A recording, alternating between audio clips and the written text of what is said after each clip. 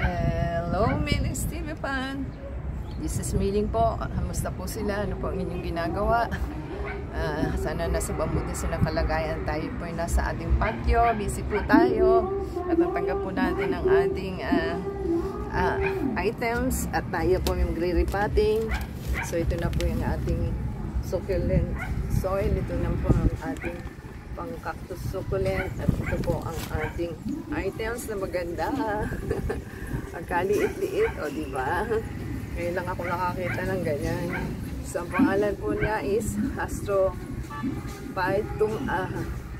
Asterias nudum. So, yan po. 99 pesos po siya. Ayan. Tayin lang po natin at natin pong iriripat na. Ayan. At tayo po mukhang kapos sa ating nabili na 2 kilos. Parang hindi masasatisfied ng ating plants dahil shallow yung plants po natin. Ayan. At meron na po siyang roots. At ibabaon lang po natin siya. Baon-baon pa more. Shallow masyado, so kailangan talaga marami nilalagay. Ayan. Maano siya, sakain lang ng lupa. Dahil masyado siya maliliit at ano na po, gitna lang ang lalagay mo. Babaon mo lang po siya ng ganoon kaunti sa gitna. Kasi ano na siya, dulo na. So yan. Ganyan lang naman po. Hindi mo siya maipipress down. Mukhang pwedeng hugutin mo na. Yan. At tayo po may concert sa ating ano, City Hall. At dinig niyo po yung kanilang po concert ba yan. May event po sila.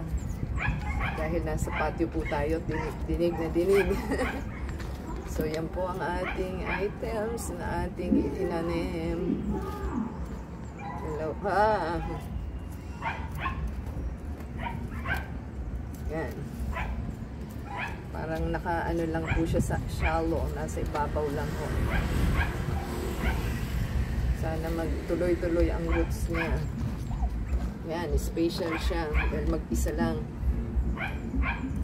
Ayaw siyang gumit na Yan.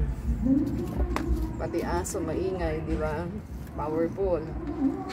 Yan po ang ating tinatanim. So, okay na po ito. Give us na your thumbs up. Mahirap siyang igitna. Ano ba to?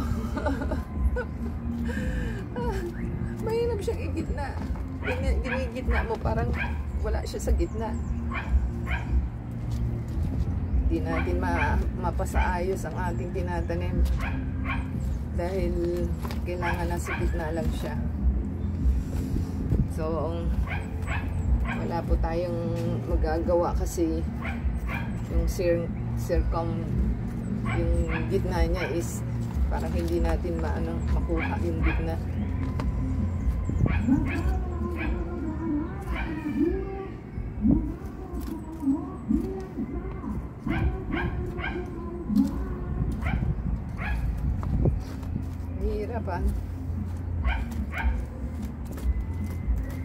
Kasi mababaw lang siya, kailangan medyo marami-rami yung iyong yung soil. Mukhang mas marami pa yung pumice sa soil Parang hindi mo siya maipipress ng ganon. Yan, gitna na siya. Mayos ka na. Yeah. Yan, ganyan na po siya. Hindi mo na pwedeng lagyan ng tawag nun. Hindi mo na pwedeng lagyan ng pebbles kasi may pumice na. Yan. Ganyan lang po. Until next time. Sana po nagustuhan nila. Comment down below po. Ang ating napakagandang succulent na cute. So, thumbs up po, subscribe, and give us a thumbs up and comment down below sa ating items, sa ating succulent, and watch the video from beginning to end po. Don't skip the ads, and